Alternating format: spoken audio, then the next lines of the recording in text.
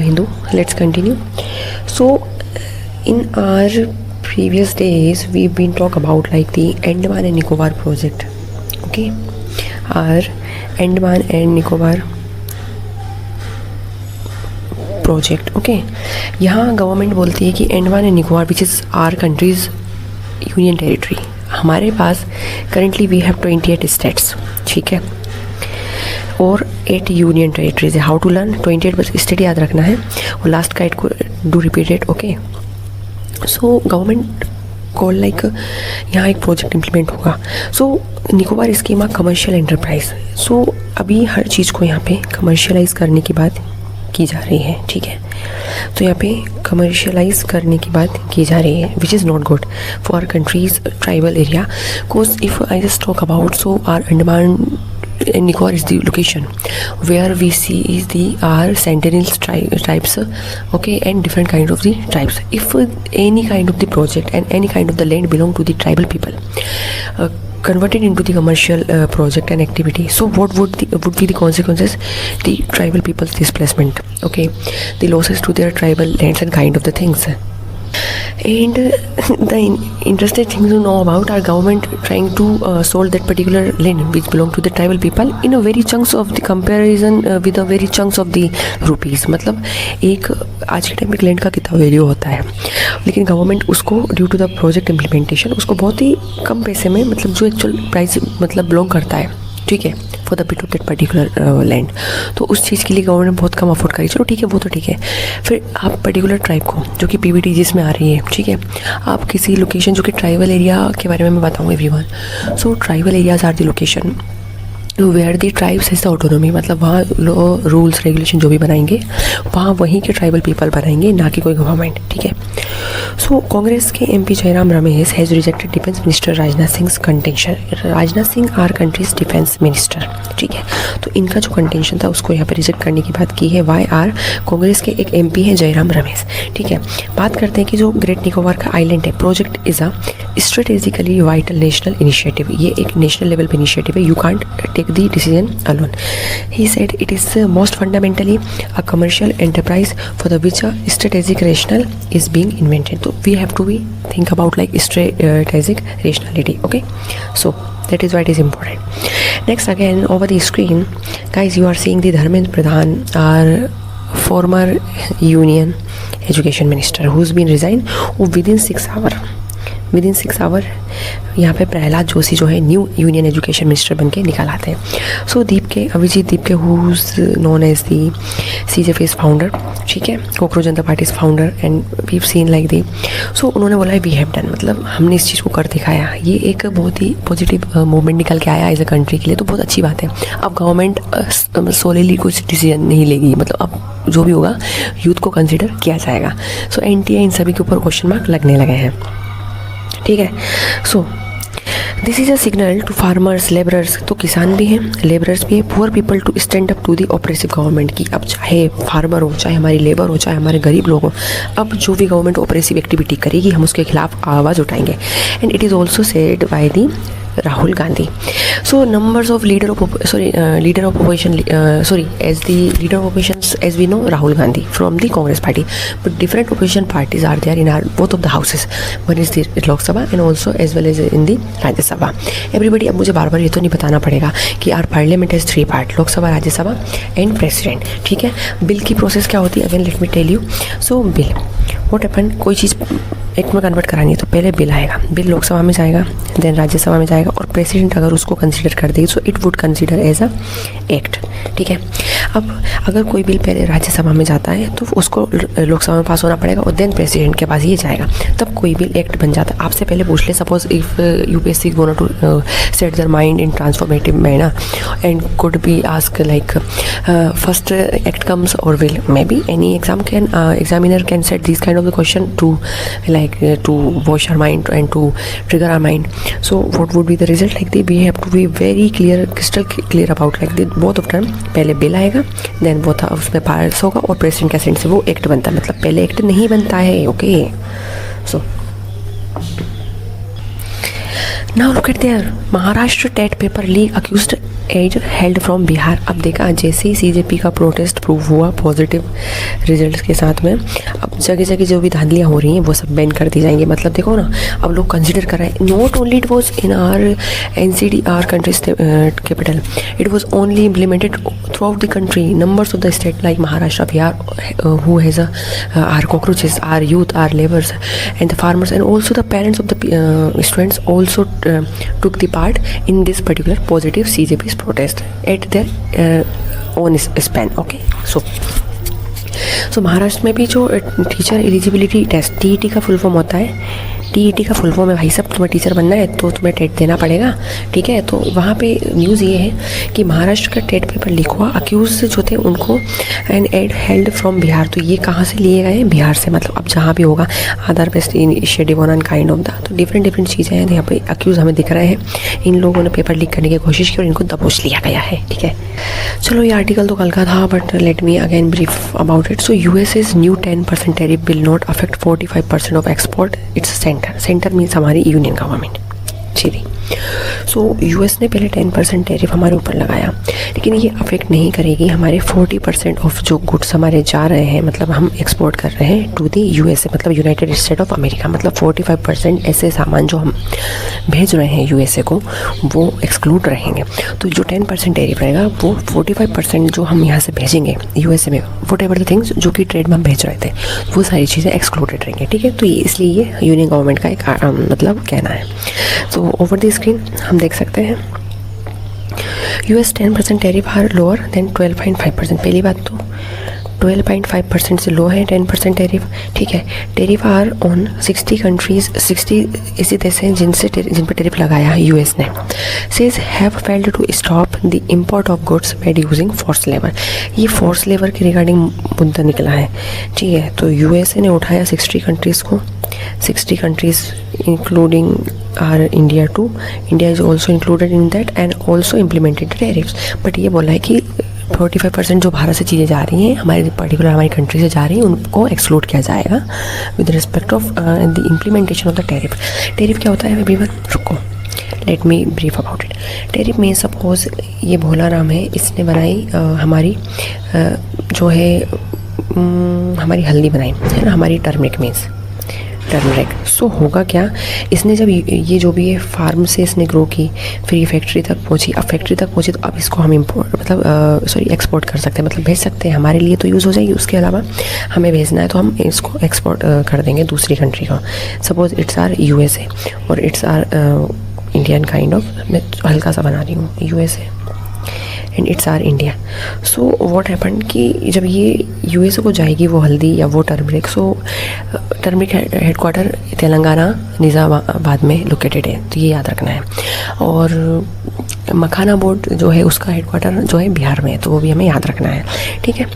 सो होगा क्या, अब यहाँ से जो सामान जा रहा है ना, अब यूएसए में जब ये सामान लैंड करेगा मतलब पहुँचेगा, तो यूएसए के जो एजेंसीज हैं रूल्स एंड रेगुलेशन के अकॉर्डिंग, तो यहाँ जो चीज़ें हमारी कंट्री से लैंड हो जाएंगी यूएसए में, तो उस पहुँचे हुए सामान के ऊपर यूएसए की गवर्नमेंट क्या करेगी, उसको टैरिफ कर देगी, मतलब वहाँ टैक्स लगा देगी, और फिर वहाँ पे हमारा गया वो सामान महंगा हो जाएगा, ठीक है। तो ये प्रोसेस होती है टैरिफ की, ठीक है। Let's see next article.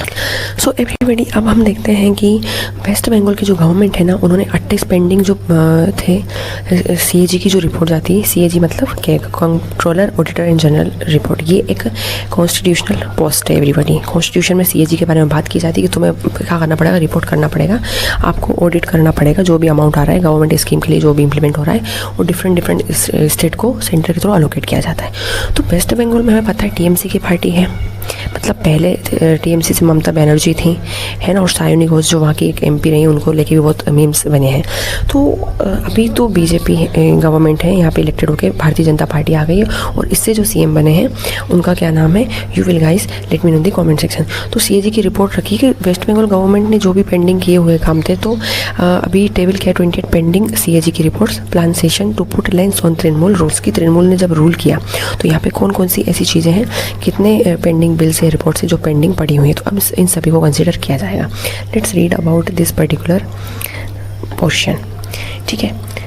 So laying the CAG report the in the assembly from physical 2020-2021 से लेके 2024 और 25 का ये एक स्टेट फाइनेंस मिनिस्टर जो है स्वपन दासगुप्ता, जो कि वेस्ट बंगाल के स्टेट फाइनेंस मिनिस्टर हैं। सो इनके ड्यूरिंग ये टाइम पीरियड 2021 से 2025 तक है। तो यहाँ बात की है जो फाइनेंस मिनिस्टर, क्योंकि पैसा फंडिंग है तो सब फाइनेंस मिनिस्टर के हाथ में रहेगा, ठीक है। सो नाम है वेस्ट बंगाल के finance minister Swapan Dasgupta. Set की special session of the assembly would hold a detail discussion लेके आएगा on their findings, asserting it was the government responsibility to place its shortcomings before the people। ठीक है, तो क्या क्या शॉर्टकमिंग्स रही हैं, तो बिफोर द पीपल मतलब लोगों के सामने, जनता के सामने रखो भाई तुमने क्या किया है, ठीक है, इसलिए क्या रिपोर्ट आई है, ठीक है। अभी नेक्स्ट आर्टिकल है हमारा कि 2 लोग मारे गए हैं, 4 लोग इंजर्ड हुए, मतलब घायल हो गए हैं by landslide in the Sikkim Namchi district. हमें पता है Sikkim, everybody, its capital is the Gangtok. ये तो बेसिक क्वेश्चन हो गया वनडे एग्जाम का, ठीक है।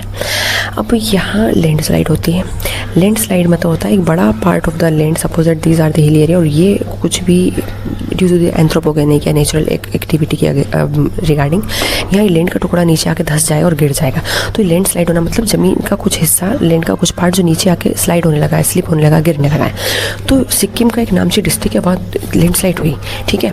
2 वर्कर वहाँ पे 2 की डेथ हुई और 4 इंजर्ड हुए हैं, ये यहाँ पे बताया हुआ है, ठीक है।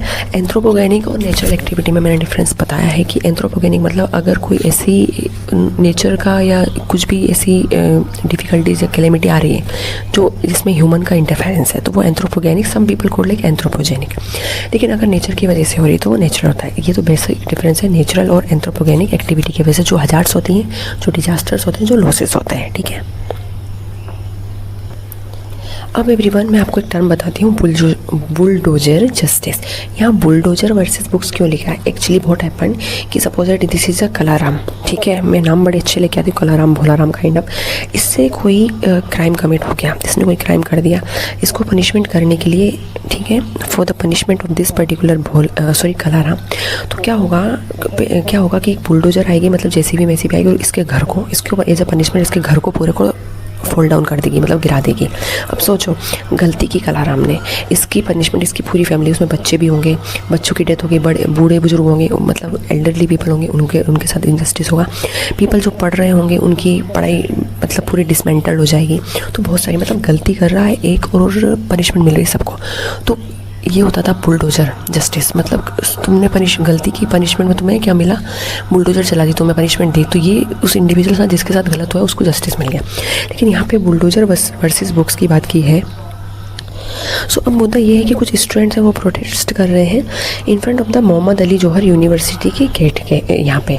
क्योंकि जो डिमोलिशन हुआ है due to the bulldozer incident, so demolition notice गया है 38 building of the Mohammad Ali Jauhar university के लोकेशन में and has triggered student protest. अब यहाँ यूनिवर्सिटी है, बच्चा पढ़ रहा है, स्टूडेंट्स यहाँ पे पढ़ रहे हैं, तो कितने बच्चों का करियर यहाँ पे स्टेक पे है। वैसे हमें पता है right to education comes under known as the fundamental right under article 21A, ठीक है।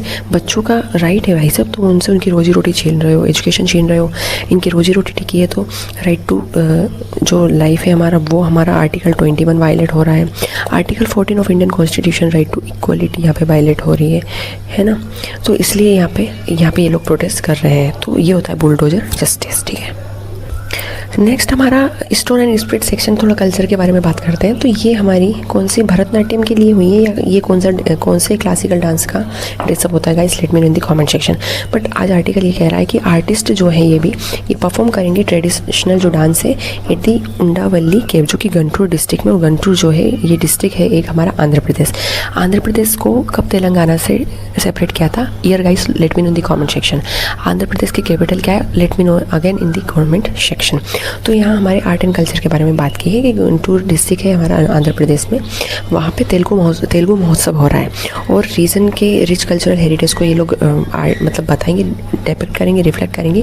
That is why these performers are being ready and showing the picture. It's looking very interesting because it is just showing our country's art and culture which is also a part of our country's cultural rich and cultural heritage. Okay,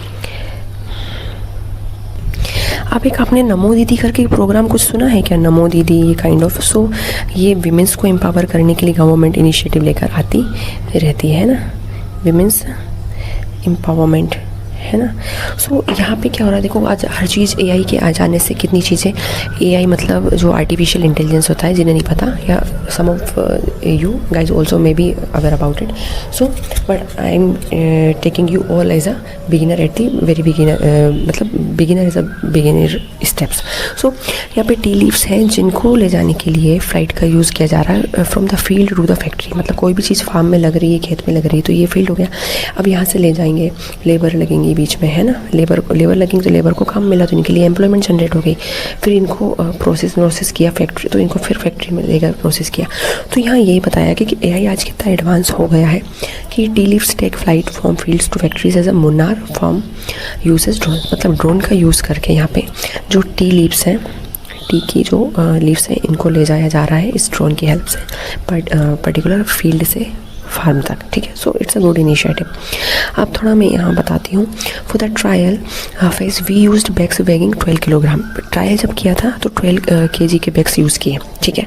we use bags weighing 12 kilogram but which was big success, तो ये अपने आप में बहुत बड़ी success रही है as it is considered. Following these positive results we plan to deploy drone, हमने डेप्लॉय किए, क्या किए, ड्रोन्स को डेप्लॉय किए।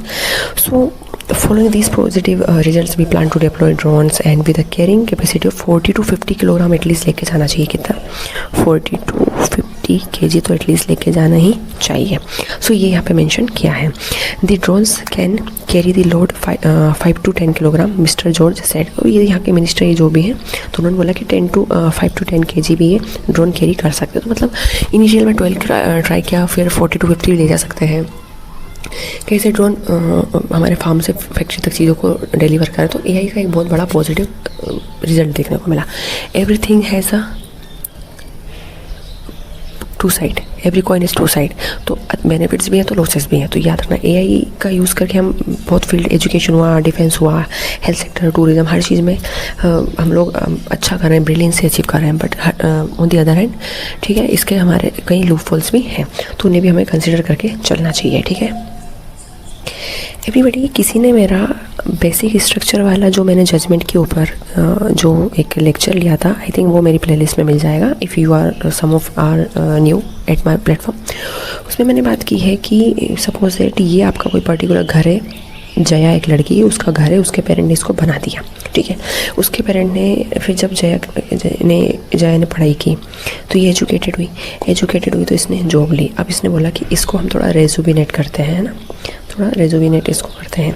तो रेजुविनेट कर रही थी, तब जया के पेरेंट ने बोला कि whatever you want to do you can do, but इसकी जो बेसिक लाइन से इन बाउंड्री को तुम टर्मिनेट नहीं करोगी, इन्हें डिसमेंटल नहीं करोगी, मतलब इन्हें चेंज नहीं करोगी।